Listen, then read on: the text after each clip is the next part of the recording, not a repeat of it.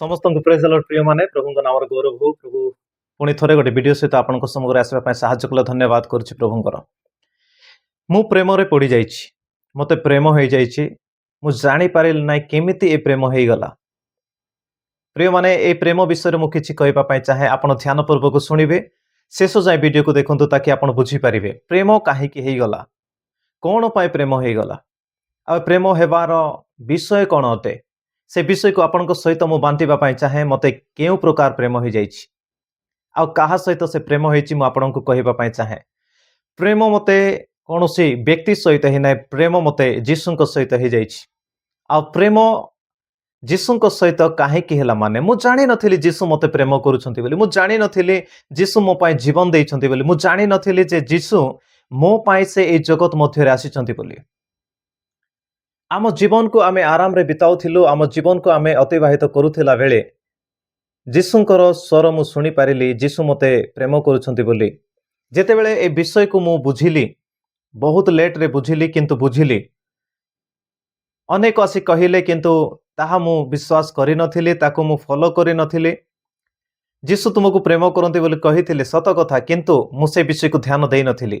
ଯେତେବେଳେ ମୁଁ ବାଇବେଲକୁ ପଢ଼ିଲି ଆଉ ପଢ଼ିଲା ପରେ ମୁଁ ଦେଖିଲି ଆଉ ଜାଣିଲି ଯେ ଯୀଶୁ ମୋତେ ପ୍ରେମ କରନ୍ତି। ଜହନ 3:16 ଲେଖାଯାଏ, ଜଗତକୁ ଏମନ୍ତ ପ୍ରେମ କଲେ ସେ ଜଗତର ସମସ୍ତଙ୍କୁ, ତା ଅର୍ଥ ମୁଁ ମଧ୍ୟ ସେଇଠି ଅଛି, ମୋତେ ମଧ୍ୟ ସେଠି ଯୋଡ଼ା ଯାଇଛି।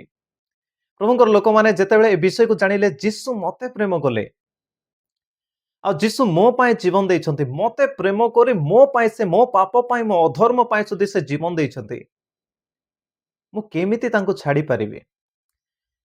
ଜଣେ ସାମ୍ନାର ବ୍ୟକ୍ତି ମୋ ପାଇଁ ଜୀବନ ଦେଇଛନ୍ତି ମୋତେ ଭଲ ପାଇବା ପାଇଁ, ତ ମୁଁ କେମିତି ସେ ପ୍ରେମକୁ ଅଣଦେଖା କରିପାରିବି? ତେଣୁକରି ମୋତେ କ'ଣ ହେଇଗଲା, ଯୀଶୁଙ୍କ ସହିତ ପ୍ରେମ ହେଇଗଲା।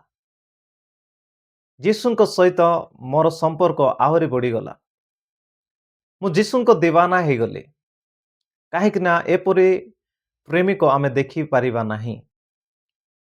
ଏସ ଆରାମକୁ ଛାଡ଼ି, ସ୍ୱର୍ଗର ସିଂହାସନକୁ ଛାଡ଼ି ମୋ ପାଇଁ ଥରାରେ ଆସିଲେ, କେମିତି ମୁଁ ତାଙ୍କୁ ଭୁଲିଯିବି? କେମିତି ମୁଁ ତାଙ୍କୁ ଛାଡ଼ି ଦେଇପାରିବି? ତାଙ୍କ ପ୍ରେମକୁ ମୋତେ ନିଜର କରିବାକୁ ମୁଁ ବାଧ୍ୟ ହେଇଗଲି। ପ୍ରିୟର ଲୋକମାନେ, ମୁଁ ଆପଣଙ୍କୁ କହିବା ପାଇଁ ଚାହେଁ, ଯୀଶୁ ଆପଣଙ୍କୁ ପ୍ରେମ କରନ୍ତି। ମୋର ଅନେକ ଦିନ ଖରାପ ଯାଇଥିଲା। ମୁଁ ଅନେକ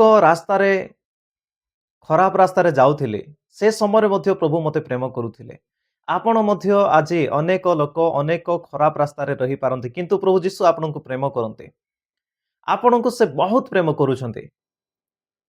ଆପଣ ଯେବେ ଏ ବିଷୟକୁ ଜାଣିବେ, ଆପଣ ଯୀଶୁଙ୍କୁ ଛାଡ଼ି ପାରିବେ ନାହିଁ, ଆପଣ ଯୀଶୁଙ୍କୁ ଭୁଲି ପାରିବେ ନାହିଁ। କାହିଁକି? ଅପାର ପ୍ରେମ, ଅପରମ୍ପାର ପ୍ରେମ, ଅଦ୍ଭୁତ ପ୍ରେମ ଆପଣଙ୍କୁ ସେ କରନ୍ତି। ଆରେ କ୍ରୁଶରେ ସେ ମୋ ପାଇଁ ଝୁଲିଛନ୍ତି, ତାଙ୍କୁ କ'ଣ ମୁଁ ଛାଡ଼ି ପାରିବି? ସେ ମୋ ପାଇଁ ଜୀବନକୁ ଦେଇଛନ୍ତି, ତାଙ୍କୁ ମୁଁ ଛାଡ଼ି ପାରିବି? ମୋ ପାଇଁ ସେ ରକ୍ତକୁ ଝରେଇ ଦେଇଛନ୍ତି, ତାଙ୍କୁ ମୁଁ ଛାଡ଼ି ପାରିବି? ସେ ମୋ ପାଇଁ ପରା ନିନ୍ଦା ଆଉ ତାଡ଼ନା ସହ୍ୟ କରିଛନ୍ତି। ଏ ବିଷୟକୁ ଯେତେବେଳେ ମୁଁ ଭାବୁଛି, ମୋ ହୃଦୟ କିଛି ଅଲଗା ହେଇଯାଉଛି, ମୋ ଭାବନା କିଛି ଅଲଗା ହେଇଯାଉଛି। ପ୍ରିୟମାନେ, ଯେତେ ହେଇପାରୁଛି ତାଙ୍କ ପାଇଁ ବଞ୍ଚିବା ପାଇଁ ମୁଁ ଚେଷ୍ଟା କରୁଛି, ଯେତେ ହେଇପାରୁଛି ତାଙ୍କ ବିଷୟ କରିବା ପାଇଁ ମୁଁ ଚେଷ୍ଟା କରୁଛି। ସଂସାରରେ ଆଜି ଅଛୁ କାଲିକୁ ନଥିବୁ, କିନ୍ତୁ ସର୍ବଦା ଆମେ ଯୀଶୁଙ୍କ ସହିତ ଥିବୁ। ପ୍ରିୟମାନେ, ଆପଣଙ୍କ ମୋ ଭଲ ପାଇବା ତାଙ୍କ ପ୍ରତି କେମିତି ଅଛି, ତାଙ୍କ ରାଜ୍ୟ ପ୍ରତି କେମିତି ଅଛି, ତାଙ୍କର ଲୋକମାନଙ୍କ ପ୍ରତି କେମିତି ଅଛି? ଆପଣଙ୍କୁ କାହା ସହିତ ପ୍ରେମ ହେଇଯାଇଛି?